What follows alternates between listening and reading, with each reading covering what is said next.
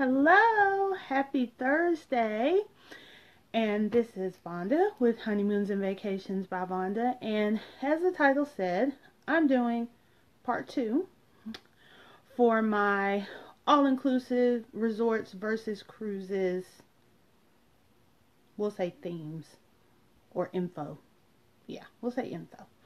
So, in case you don't know, I am Vonda, owner and travel agent for Honeymoons and Vacations by Vonda, and let's get started because I don't believe in wasting time. So, let's if you haven't watched part 1, go back and watch part 1 first because I did all the pros and cons for all-inclusive resorts in part 1. Today, I'm going to talk just about cruises. So we're going to do the same thing we did last week, except for this week we're going to be talking about cruises. So let's go back and make sure that we have everybody on the same page so they know what the criteria are for the comparison. Okay, so we're only doing mass market resorts or cruises, which means if you're cruising, it's Carnival, Royal Caribbean, Norwegian. Those are mass market. If you're doing all-inclusive resorts, you're talking about the Riu, you're talking about couples, you're talking about Charisma resorts, those are mass market resorts. We're not talking about anything premium, anything luxury, okay? So, get that out of your head. Also, we're not going to discuss pricing because there's just too much pricing all over the place, okay? For all different reasons and all different variables. So, we're going to assume, just to make everything equal, that 2 people together have a budget of at least $3,500. So, just to make it kind of equal. So, let's get started. All right.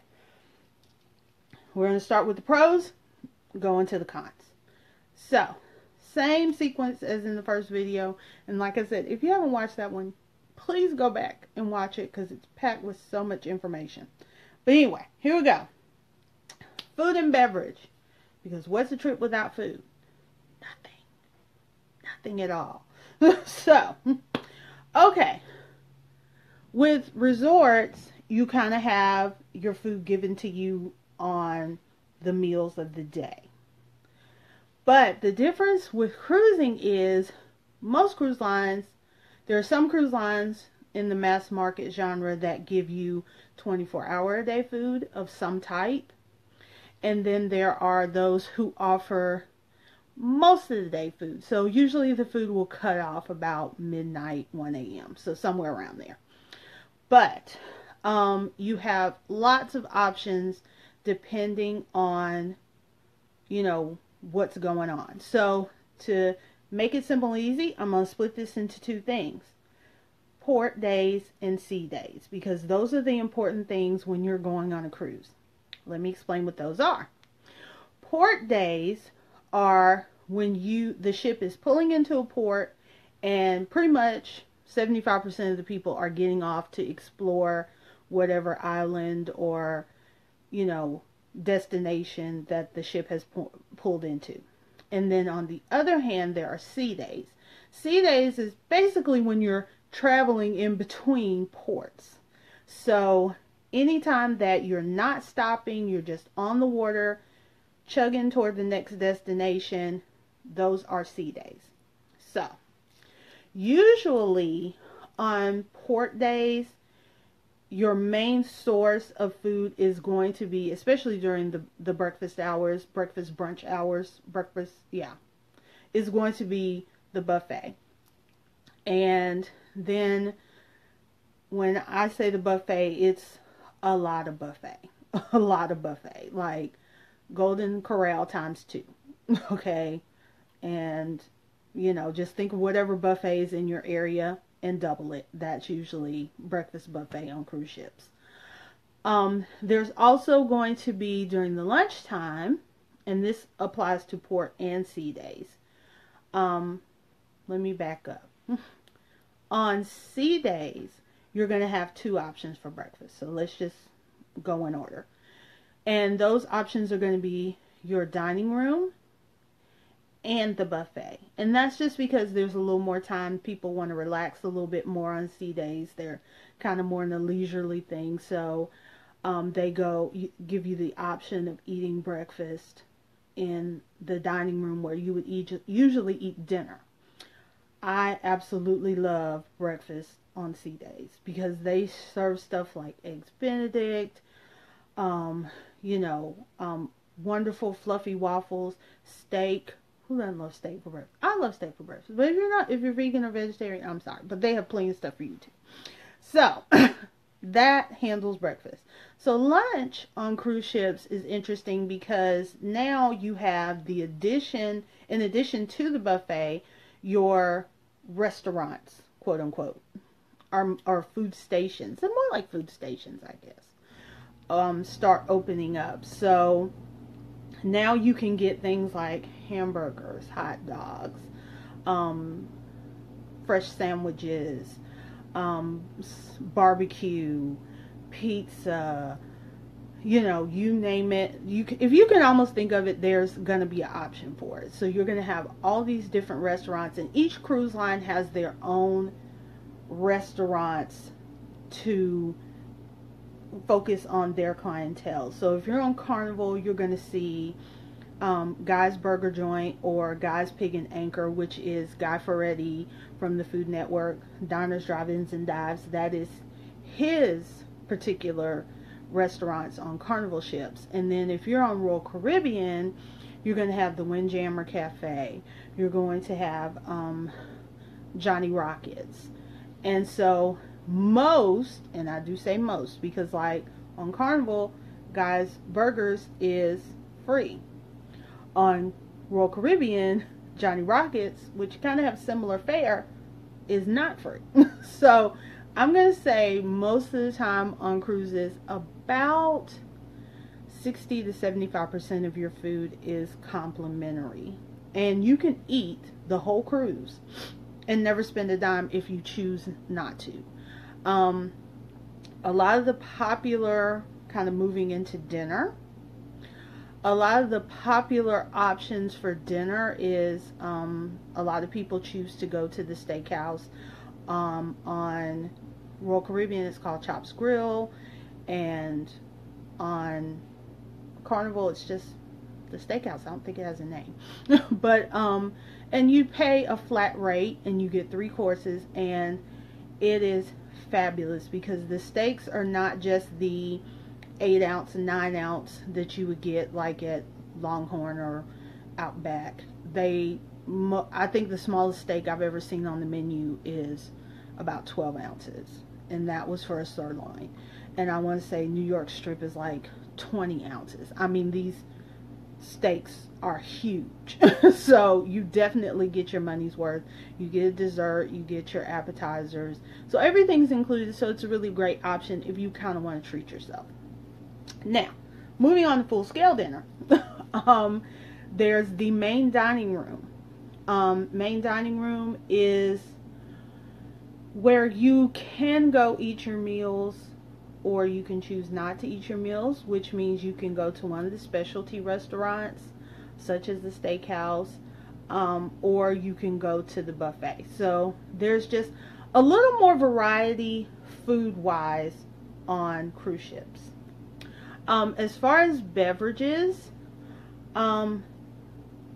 every cruise ship I've been on has had Coke. I haven't been on one that has had Pepsi products yet. And if there is one out there that has Pepsi products, let me know. Because I've cruised on 5 cruise lines and all of them had Coke. So if there's somebody out there different, let me know. So you have the beverages, and you have, of course, the alcohol, and a lot of things that my clients love. One of the things that my clients love about cruise ships that are a little different than all-inclusive resorts is that the alcohol is just about at cost on cruise ships. So you can buy your favorite bottle of liquor to take home. You can't drink it while you're there.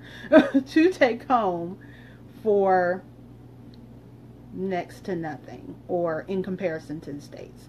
So I'm not a drinker, but my clients have really taken advantage of that particular option. So that's something to be thrown out there. So those are pretty much the pros, okay?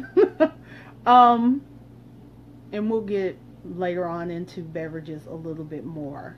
But that's pretty much how it goes. So there's food everywhere. If you're on a cruise ship, you can drink even non-alcoholic beverages, and you can eat until you physically pop. And that's what everybody knows about cruises.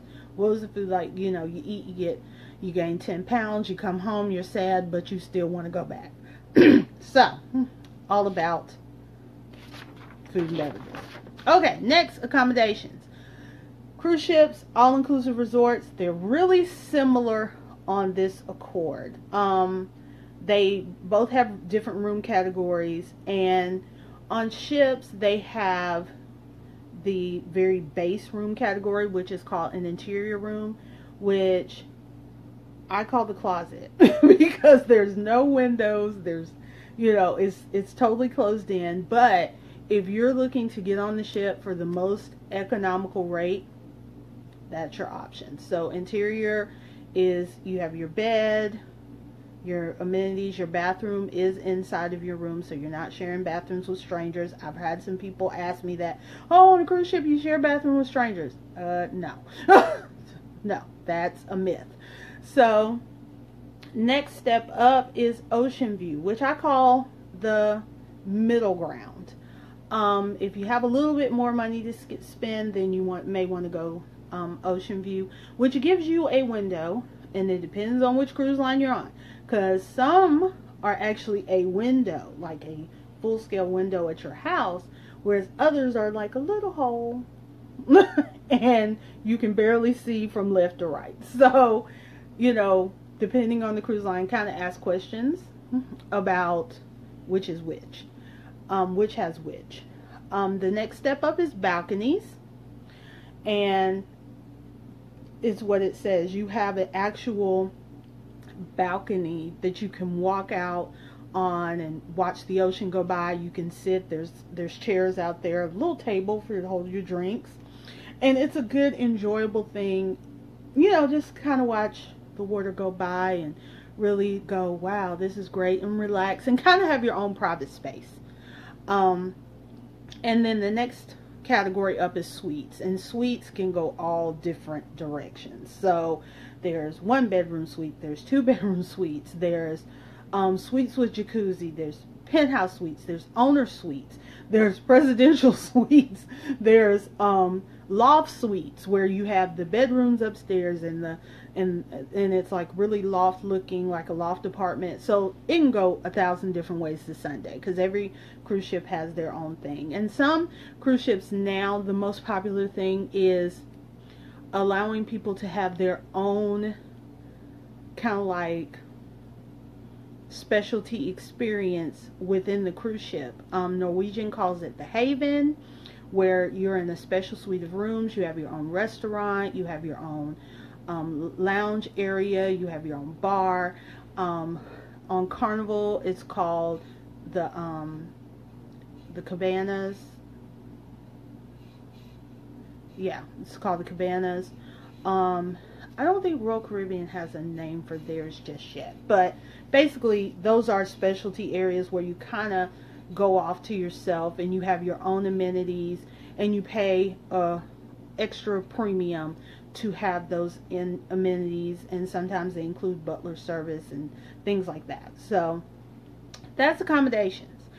And who can have some cons about accommodations? Like I said, the only con is if you go and you do the interior room, be prepared to kind of sleep late because there's no light coming in from anywhere to kind of wake you up. And when I first cruised, I had an interior room and I was like, oh, not doing this again. So that's the only con. But entertainment. Okay, this is where I feel cruise ships beat resorts hands down. They put a lot more money into their shows, their entertainment. There's games, there's clubs. Like when you go on a cruise ship, there's pretty much going to be one of each. There's going to be a comedy club, so you can go see stand-up comedy while you're on the cruise ship. There's going to be a piano bar. So if you like piano music, sitting around having you a nice scotch or a brandy, that's going to be your spot. If there's going to be a club, so most of the time multiple clubs, at least one or two, that you can go and you can, you know, and different nights have different themes. Like they may have an 80s night, they may have a 90s night, they may have a disco night. Every night will have a kind of a different theme in the club, so they kind of try to cater to everyone, all age groups, everything. What else will they have? They will have things like, and I'm throwing this under entertainment, even though it's kind of more activities, but same thing. There's putt-putt golf. There's surfing simulators. There's water slides. There's pools. There's gambling. There's casinos, because most all-inclusive resorts don't have casinos, and they don't have, you know, that type of thing. So most, unless, let me throw this in, if you're cruising to Hawaii, there will be no casino, because they're going to U.S. property and U.S. laws say no, no, no. So pretty much if you're going anywhere else, there is going to be a casino on your cruise. Which reminds me, there's going to be bingo. There's going to be game shows. There's going to be stage productions. Like Royal Caribbean has Mamma Mia.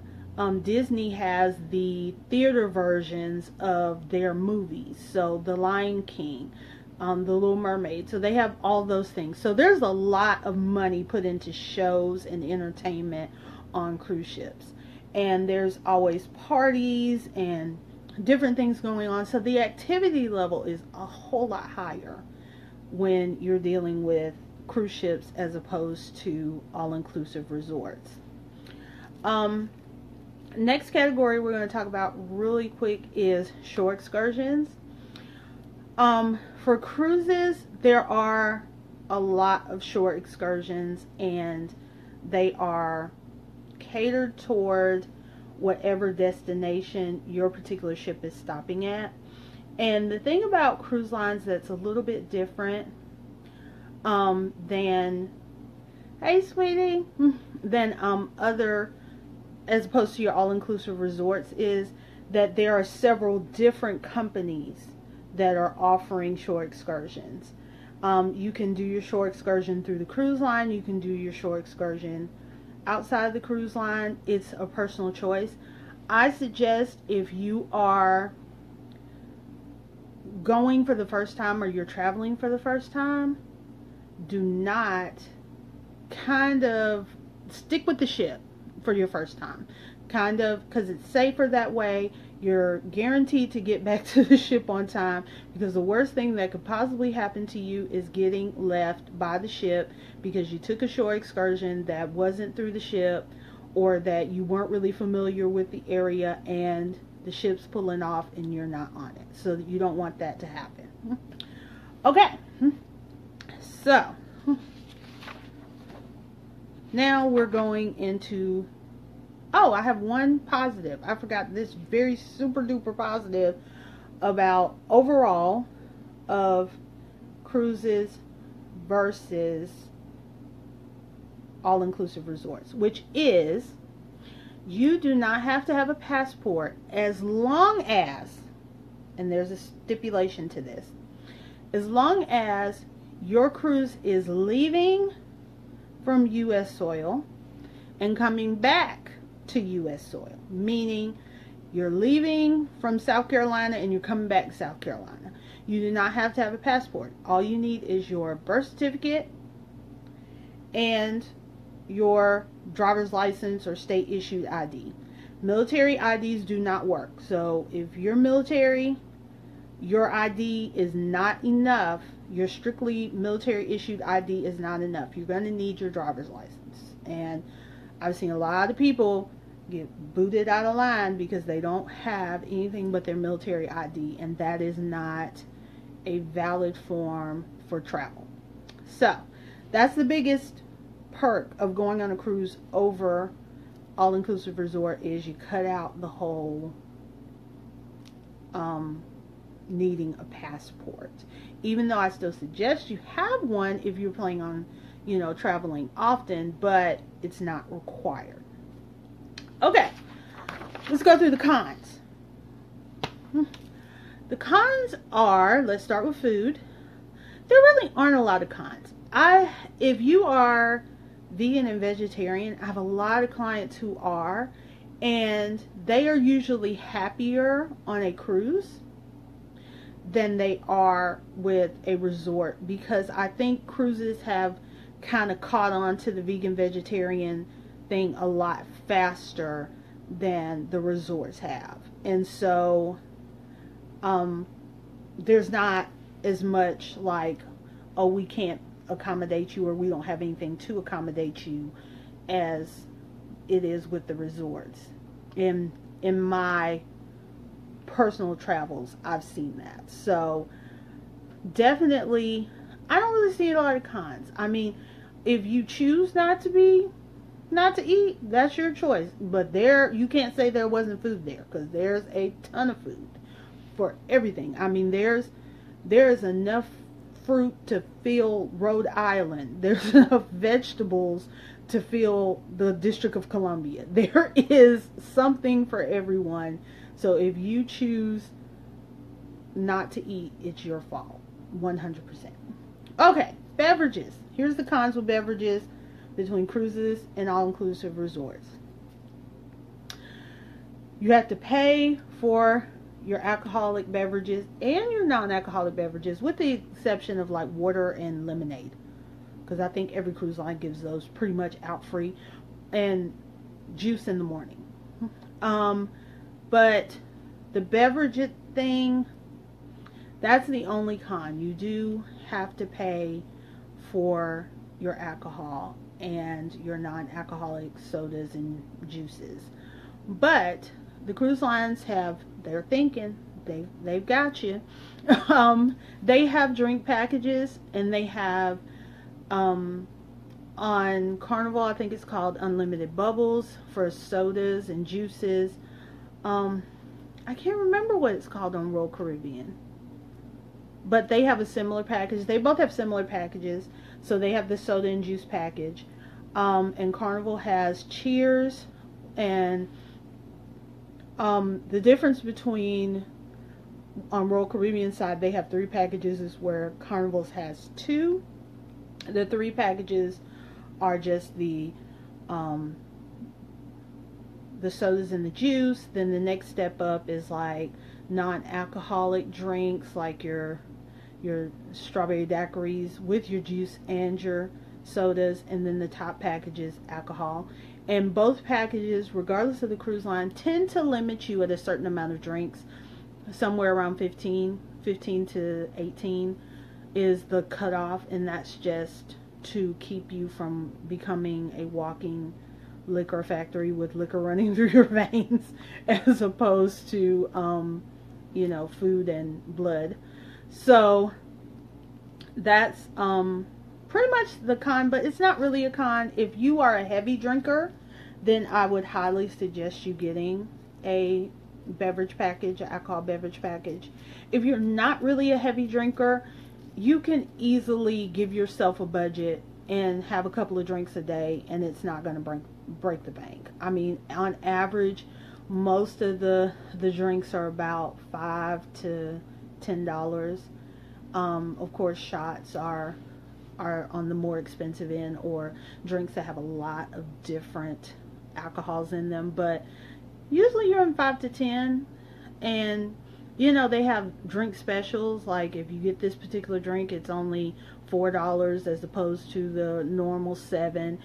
So just kind of keep your eyes peeled and watch out for things, and you can overcome that con and make that con a pro. Entertainment. If you're the type of person who you kind of don't want entertainment brought to you, you rather go to the entertainment, then the cruise setting might bother you a little bit. People who are just but there are cruise lines who kind of do that more. So if you kind of want to be more relaxed and be, low key, you can definitely do that, because when things are really hopping and exciting and people are out and buzzing, you can kind of go to your room, take it, get yourself together, and then come back out for a different activity. You can definitely do that.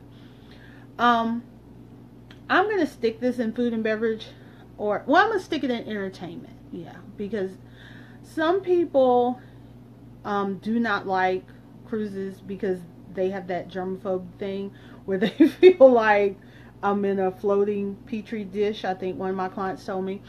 And I said, okay, I get that. So if you are a germaphobe, there are some aspects of cruising that might bother you. And for that, the only suggestion I have, if you really want to go, is you're going to want to tap more into the premium luxury market, because there's less people per cruise. There are ships that specialize in less than 1,300 people. And, that's definitely not mass market, but, you may want to look into that to kind of get over that, to have less people per square foot so that you can maybe feel a little bit more comfortable. So, I think that's it. That's it. So the bottom line is this. There's no one is better than the other. There's no such thing. It's just simply, what do you want in your vacation, and how do you choose to go in that direction? That's all it is. If you want a more relaxing, more kind of touchy-feely, in touch, or long period cultural immersion, you may want to go the all-inclusive route. If you want to kind of pop into a bunch of places to see which one that you like best over the course of time, and then you kind of want to have a party atmosphere and really have fun and go over the top and get turned up, you may want to go the cruise route.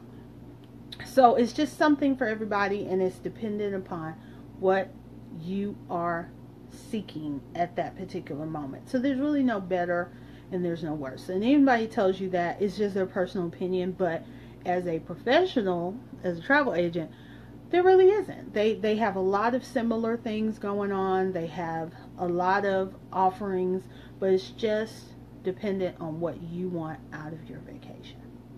So we're all done. Yay.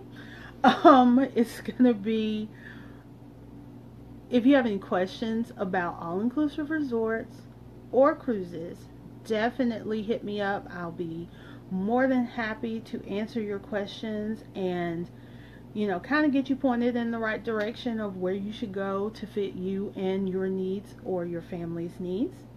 So once again, this is Vonda with Honeymoons and Vacations by Vonda, and I wish you a wonderful weekend until I'm back next week with a different topic. And we're also going to do follow-up questions from passports, because I've had a lot of questions about the passports video. So I definitely want to hit on those. So for those of you who did ask me questions, I didn't forget. I'm going to handle all of that next week. And we'll go from there.